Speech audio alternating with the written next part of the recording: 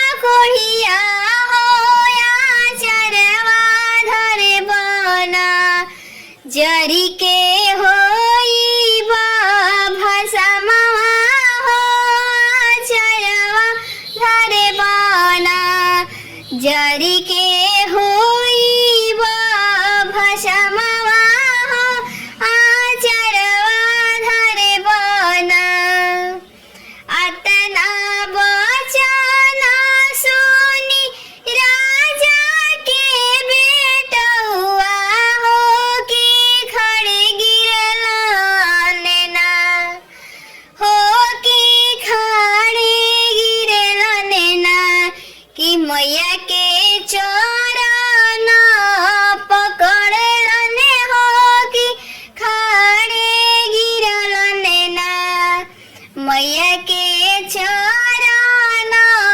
पकड़लन हो कि खड़े गिरलन ना अब की गलतिया मैया माफी करा दी हो बन के रहबो ना अब की गलतिया मैया माफी करे दी हो कि बन के रहबो ना मैया तोहारो सेवा कवा हो कि बन के रहबो ना मैया तोहारो सेवा कवा हो कि बन के रहबो ना मैया तोहारो सेवा